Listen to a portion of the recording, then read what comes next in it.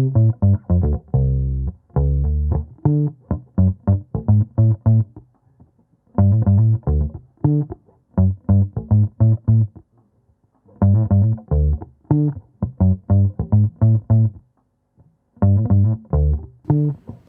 Somerville. My name is Ed Hallen, and welcome to the Somerville Labor Show.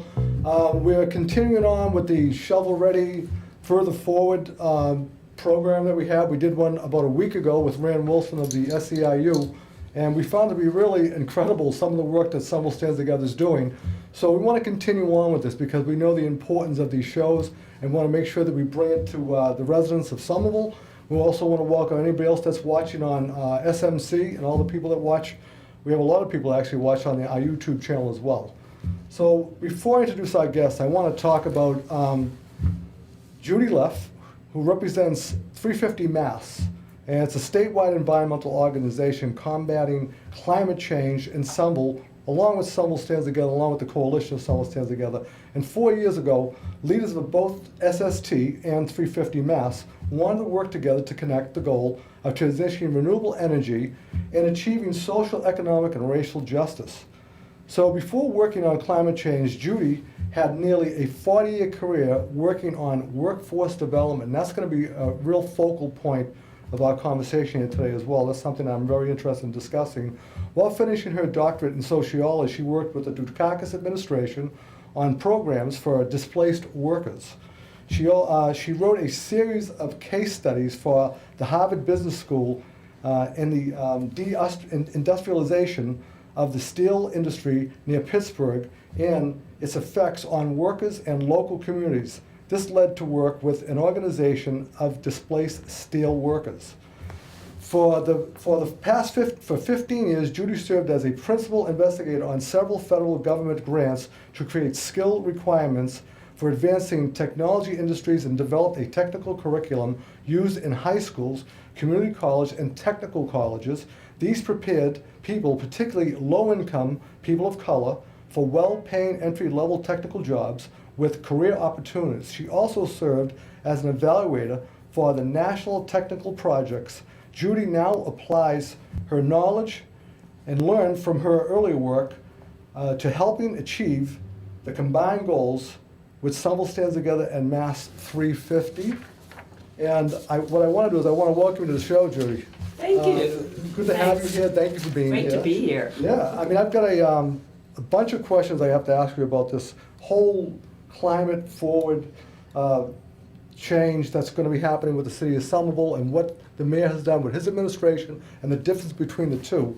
But before I do that, I just want to explain to our viewers, we also had an interview in another location last week in Cambridge, which is not far from where I grew up early on in my career on Hampshire Street at the Outpost 186. I want to thank him for letting us do that. I had an interview with Rand Wilson and from SST, and we discussed an overview of what the term Further Forward Shovel Ready defines. We also showed a video produced by the city of Somerville and that laid out their plan titled Climate Forward. And back in 2018, when that video was produced, it was believed by the administration at that time to be a comprehensive plan to move forward and become a carbon neutral and not depend on fossil fuel by the year 2050. When this video was produced 4 years ago, it was a very bold, significant move back then. However, then came along Somerville Stands Together, as you know, and they took on the challenge, as they always do, by improving the city's plan. So here's a quote from the Further Forward Review, and that's the group that you represent.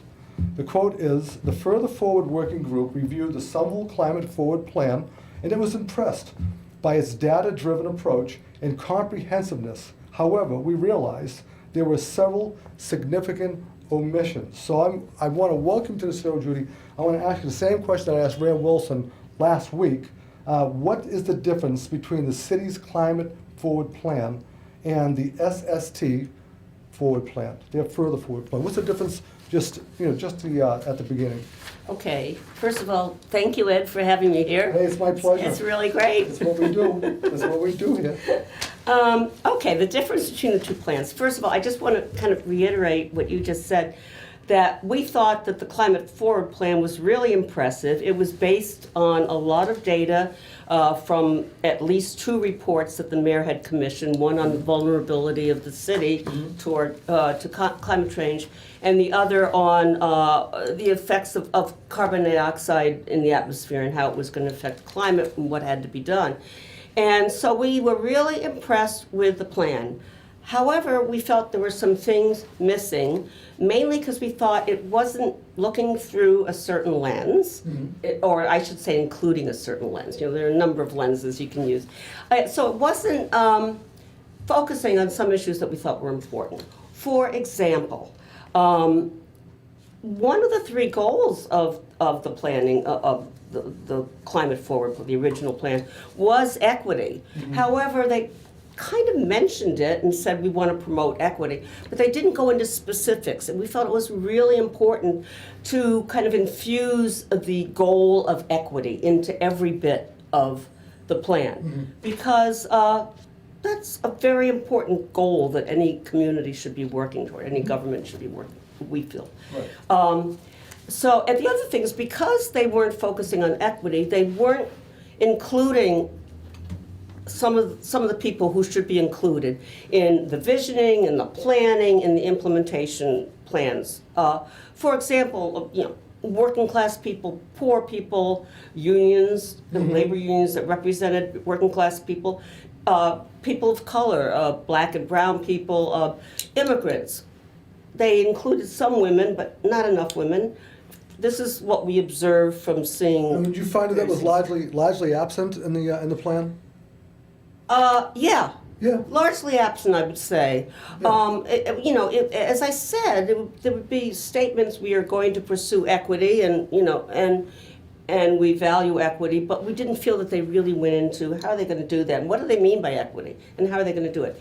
The other glaring thing that we felt, and this partly came about from the passage of time between when they did the plan and when we took it up again, was that the 2050 date for reaching carbon neutrality was too late. I mean, things were happening much faster.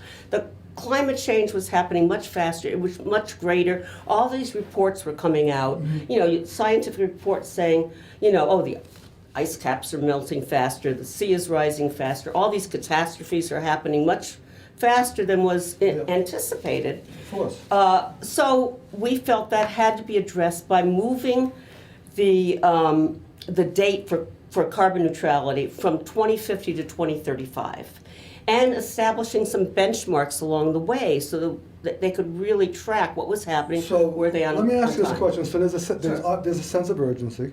Yeah. There's no doubt about that, right? Now, back in 2018, when this whole thing took place, when the video first came out that was produced by the mayor's administration, which, as you said before, taking nothing away from that, well done, but more improvements that needed to be done here. What's changed since 2018 with a sense of urgency? Because obviously now, what do we run into? We ran into, who expected COVID? Who expected all these things to happen? And it's emphasized so many different things on it right now. What do you think has really changed that is perked up people's ears now, even people who really weren't believers in what's going on with the country and with the world right now? Well, I think a couple things. First of all, people see what's happening around them. I mean, last month in May, we had how many days of over 90 degrees? In May, that was really kind of amazing. And more precipitation. There are a lot of things happening that people are being aware of. Flooding in the streets because of precipitation, because of coastal flooding. People are starting to really pay attention to what's going on. I agree. And I think personally, the whole experience of COVID, combined with the Black Lives Matter movement, the Me Too movement, political things happening, kind of woke people up, I think they started paying attention to a lot of things. I have to agree with you because it's probably one of the most difficult years. I've been around for a long time, and I'm proud of it, right? Lasted this long. Right. And I've been around for a while, but 68 was a really tough year.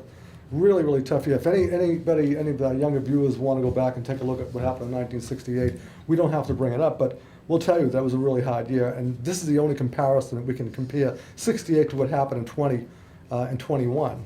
So let me get back to this. Now, the Summer Climate Forward Plan has 141 pages, right? It's long. And a lot to go through. And it has 13 area priority actions. And I'll just name off, let me rattle off a few of them here. Sure. So they have action areas which are net zero resilient new buildings, improving energy performance in existing buildings, equitable low carbon mobility, rapid transition to electric vehicles, stormwater management, reduced consumption and waste.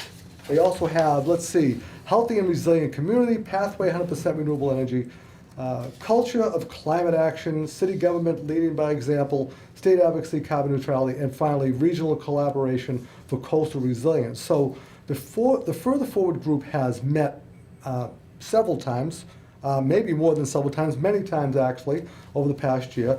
So what were some of the major additions that were added in order to make it inclusive for all that, that will address these deficiencies, some of the deficiencies that I just listed here by the city's plan? Yeah, well, first of all, the plan is very comprehensive, and Right. it really covers a lot. And so what we changed or added is not huge. It's not like we rewrote the whole thing, Right. but we just went through with a certain lens, as I said before, and looked at it. And one example, there's a graphic that you might have that you can show. Yeah, this is very cool. I love Which this. I think kind of crystallizes I don't know if it. anybody can see this. I think we will put it up on the screen. I don't know if we have a zoom, if we can get a zoom on that. It's hard to see, isn't This is it? kind of cool. And this is Okay. page 2, isn't it? Yeah, so Yeah. that's a word cloud, and what they did is they surveyed, the people who developed the plan, surveyed a number of people in the community, and I don't know the exact question, but it seems like they asked them, what will this plan, what do you expect this plan to address, and what are the key words you would come up with Right. to include about this plan? So people came up with all kinds of good words. You can read some of them. Well, here I have them. But electricity, transportation, energy, solar, wind, a whole bunch of things that you would think of if you think of a climate, forward kind of plan. So we said, we wonder who participated in this survey, because there seemed to be some words that we would expect to see that weren't there. So we said, okay, what if they surveyed, just did the survey with working class people, poor people, people of color, maybe immigrants? What kinds of words might they come up with that weren't already in the word cloud? And so we projected from our experiences working with people what they might say, some of the words. So you can see the words on the left-hand side. Is this going to still be up so everybody can see it, I hope? Sure. Yeah, anyway, so we came up with words like jobs, equity, workforce, living wage, workforce development, words that people might come up with if, say, they belong to unions or they were working class. They thought, what jobs are going to be created? That's a logical word that you'd expect people to come up with. So let me ask another question. Now, so what happened here was that there's a document that I saw that was created by Someone Stands Together. It's the Further Forward Working Group. They set 3 goals, right? So 3 goals for revisions to make equity swifter response to climate crisis central plan. Now, one is to move the city more rapidly toward carbon neutrality with enforceable benchmark goals along the way. When you say enforceable benchmark goals, what exactly does enforceable mean? I know what it means, but what would it mean in this case here? We did not go into that. We couldn't do everything, but that's something that really has to be done. Okay. Is say, okay, here are these benchmarks. How are they going to be enforced? What are the measurement? What are the metrics we're going to use to say, oh yeah, these are meeting the benchmarks? Okay. How about this one? Broaden participation in planning with implementation by including representatives of labor unions, community-based organizations, and other currently marginalized people. Okay, well, it was curious to us that labor unions were not mentioned in the Climate Forward plan. They just weren't mentioned at all. And, Well, we are the workers, and we are the workers of the city, yeah. and we should absolutely be mentioned in this. Right, we thought that was a real omission, and because of that, we thought some voices of working class people weren't heard. So we definitely thought that, and we wondered, as I said, if there were, here's the thing: if you want to have a good plan, you have to make sure that the right people are at the table, are participating from the very beginning. Otherwise, you're going to get what we consider here a little bit of a skewed plan. It's a great plan, but it was a little skewed off. So you have to have the right people there. When I say right, I mean representatives of all the people, there Right, in the beginning. Everyone that's invested in this thing, I get that whole thing. Right, and we didn't feel that was happening. There wasn't enough in there. So we're talking So you about want to give, participation so what you're of saying is you everyone. want to give, one of the things is that you want to give the unions a seat at the table to discuss this and give their input on what they're Certainly looking for, where they'd like to go. So, Community-based organizations Yeah. make sure that they're there, well, we talked about apprenticeships. I think Judy and I had a conversation before about this. Apprenticeships are incredibly important. We'll get into that. We'll get into that later, in a yeah. little bit too. And we also have another thing is called that economic, racial, social equity, and that's by targeting climate change actions to neighborhoods with vulnerable populations. Now, vulnerable populations are Are poor people living in substandard housing, for Yeah. example, that has to be addressed. People who don't have adequate transportation, perhaps, in their neighborhoods. Okay. People whose storm drains are overflowing into the street, or they live near floodplains which are getting flooded, or in areas where there's excessive rainfall or excessive heat, with what they call heat islands, where they don't have enough greenery, so the sun is bouncing off of the asphalt or whatever. So I want to talk about something else here. I want to talk about something that you've been doing for a long time. And what you have is, it's called providing workforce development and job matching services for people in these groups. So let's talk a little bit about the workforce development, because this is what you've done for about 40 years, right? I have, yes. Okay, so this is something that's key. I think it's something that's very Yeah. helpful that needs to be done here, because we have a lot of transitioning issues that are going on. How can workforce development make all the difference in transitioning workers from one industry to another? Yeah. Because everybody's afraid of transitioning. We know that. Right. So prioritizing hiring and workforce development for workers that are dislocated from fossil fuel dependent occupations. Yeah, that's really important.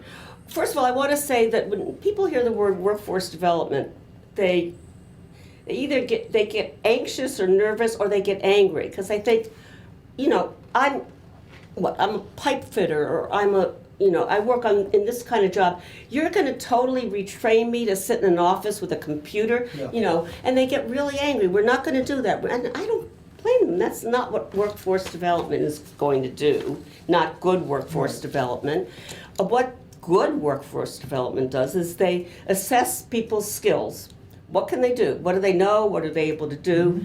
They assess the skills needed of the new jobs, and there's often a real connect. In the case of people who are losing their jobs in fossil fuel dependent occupations, they have a lot of skills that are going to be very applicable to setting up heating systems, pipelines for heat, not for gas. Thermal. For thermal heat, right. Electrician, there are going to be a lot of electrician jobs, that are going to be functionally very similar to ones that people are losing. Yeah. Welding, pipe fitting, it goes, there are many occupations. So let me give you a classic example of Sure. people that are worried about losing jobs and being transitioned to another job. All right? Royal Hospitality. Yes. We got 300 workers that are over here in Union Square on a parcel of land that's being sold or was sold. They will be displaced. Right. We don't know where they're going. We don't know what jobs they're going to have. I'm very interested in knowing if someone stands together, and I know they will, try to have a part in getting them transitioned, getting them jobs, and fighting for them to be transitioned into different jobs. So what I'm looking at here is apprenticeships, municipal union involvement, transition skill set, which is supposed to be very, according to what you guys drafted, it's supposed to be very easily example to move from fossil fuel work to thermal energy, as you said Yeah. earlier, and to overcome the stigma that holds us back, as we talked about before, because there is a stigma that can hold people back in believing that they can make this type of a transition. But I guess what I'm saying is that when the Further Forward Shovel-Ready plan that SST has recreated to help achieve the social, racial, economic justice, do you believe that what Somerville Stands Again has done in that 141 pages, that was a lot of work that the city put into it, and I know that you and your group covered quite a bit of it. Do you think this is a good start to that social, economic, racial justice that'll help correct what needs to be done? You mean in the city of plan? Somerville? Yeah. I think it's a planning document, right? So I think as far as a planning document goes, it's a very good start. I think if people buy into it, if it's accepted, and if it's followed, I mean, plans are only as good as the implementation. Okay. And as I said, if the right people are involved, all people are involved in saying what their needs are, what they need, what the plan needs to address. That's the first step. I think the plan, as we've edited it or revised it with You suggestions, beefed it up. beefed it I'm up. gonna say beefed it up. I read some of it. Expanded it. It's more beefy. It's much more specific. I think, we have to discuss it. We have to agree on it. The city government working with Oh, I was developers glad and you asked labor that, yeah. unions. Yeah, because I think also if I asked Rand the same question about, we have like 40 people running for public office now this year. So I'm sure that they're all very interested in this Further Forward Shovel-Ready plan that we're discussing right now. So $63 million will be coming into the city, according to Rand Wilson. I'm not going to hold you to it. Okay? Yeah. $63 million. Just give me, like, if you had a wish list, what are just a few things that you would want that money to be used for immediately? You know what? I'm going to answer that, but I have to go back to the Royal Hospitality example. Oh, sure, go ahead. I We don't can think jump I back. answered that, Yep. and I want to, because I'll say right up front, it's going to be harder to transition some people than others. People who have been working in the kind of construction-related jobs that I mentioned will have really pretty obvious what we call skills transfer. People who are working in service sector jobs, let me give you part of the answer, and it's only part of the answer. That's fine. Part of infrastructure, and Biden gets this, and he put it into his infrastructure plan, Yes. is all the support services that are needed to build a new economy. So, for example, in order for people to participate in the labor force, including women, mothers, you have to have expanded childcare. You have to have childcare Exactly. services. If you're going to have thousands of people working at new sites, you have to have food service delivery. You have to have restaurants, right? Maybe you have to have more facilities for cleaning uniforms. I don't know. But I mean, these are things that have to be explored, because I am Okay. very concerned with, okay, how do we address the needs of people like, the Royal Hospitality? So with just a few minutes left. So, because- we're running out of time, huh? Oh, it happens quickly, Judy, I'm telling you right now. Okay. You're lucky you're not on here with Joe Lynch. He'd be peppering you right along, he's my mentor. So a few things on Sure, the money? sure. What do you think? What would we spend it on? On the money. Okay. Housing? You know what I think? Certainly building affordable housing and starting to retrofit all the buildings that exist in this city. I mean, the city is filled with old buildings, right? Right. Residential, commercial, public sector. So certainly getting started on all the retrofitting that has to go on. They're working on the sewers already, I know. Continue with that. Continue with whatever they need to make the city resilient, to be able to Right. withstand, catastrophes that we can't really control. And then I have to say, and this is a lot of the work I did, they have to start doing an inventory of skills and what people need. What skills do people have? What skills do they not have? What are the skills that are going to be required of these new jobs? So if I may interrupt, that would take Sure. a comprehensive look by someone or some group Yeah. to look into people who are going to be transitioning people into these jobs Mhm. and helping them. So that could certainly be done through the Workers Center that has been perfect Workers Center. We love the way these Yeah. things started, that job trust creation fund, which we're very interested in. I've talked to Rand about that before. Mhm. So those are some of the things that I think, and we're just hitting on this. I know we're running out of time. It's only a 30-minute show. Just a quick thing, can I add Yeah. to that? It has to be a concerted effort, right? So it has to be the Workers Center, but working with labor unions who can certainly help identify skills needed in particular jobs. It has to be developers who are developing those jobs. Mhm. It has to be the city, absolutely. So it has to be a partnership of a I number agree. of I think actors. apprenticeships and training is part of the whole Oh, thing. absolutely. It should happen. So I wanna just give me this 2-minute mark here, and what I wanna do is I wanna discuss just a little bit, and I wanna give my closing statement about what we see and what I'm seeing, what I've gathered out of some of this right here. So 2021, and we're gonna talk about the COVID years just quickly, what I'm, in my closing statement about, have really opened our eyes in so many different ways. And it exposed our weaknesses in the country and accelerated the sense of urgency that we talked about earlier. And if we made a list that would consist of lack of, right? Good subsidized or even free, in some case, healthcare, childcare, education, affordable housing. And I don't mean, the traditional project of, housing. I'm talking about real housing that people can live in. Housing for low-paid municipal workers, like a municipal housing trust fund to keep workers like me and everybody else who's left living in the city of Somerville. Can't take their eye off the ball on that one. And while we're at it, how about our nurses? We have nurses that are in the hospitals right now who I interviewed here about patient safety on question 1 in the question field, and it's really horrible that it did fail because patient safety limits is so important to nurses. How many patients can they take care of at once? So this is something that's really, really important to us, and I want to thank you for being on the show. And Can I quickly mention that we have time for one more phrase? Go right ahead. Prevailing wages. We didn't mention that. That's so important that we have these. Exactly. that we have that. Prevailing wages is what? Explain to our viewers what it is. Okay, well, prevailing wages are the wages that are paid to workers on federal contracts. Okay? And they're also, they're similar to union wages. It's more money being paid to people Yeah, than it's higher wages. they would normally get working. Right. Not And that working, has to right. be, those are negotiated often in labor contracts, Right. and that has to, we have to budget for that. We have to budget. We have to do it. So what we have the Somerville Climate Plan, but as you can see, as it's highlighted, and we'll put that up, it's the further forward. So we're going even further than than what Somerville did. And this is nothing against what the mayor and his administration has done. We're just saying that we want to put our 2 cents in, right? And that's exactly what's happening here.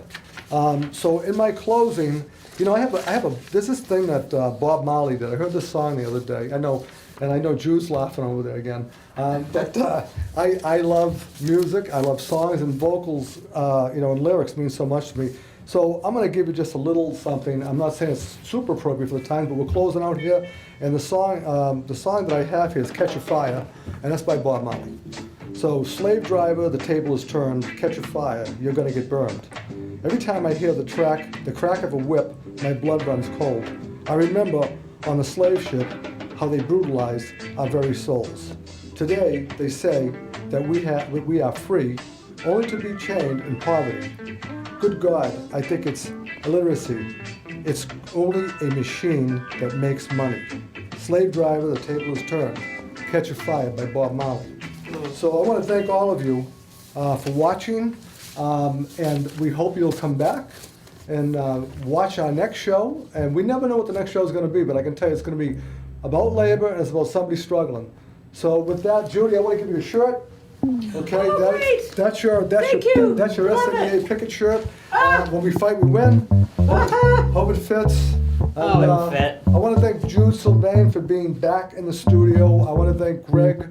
I want to thank you, Judy, for being on the show. I know it's a quick 30 minutes, but it's comprehensive, and I think we got our message across. All right, when we fight, we win, and unity is strength. Over and out. Thank you very much.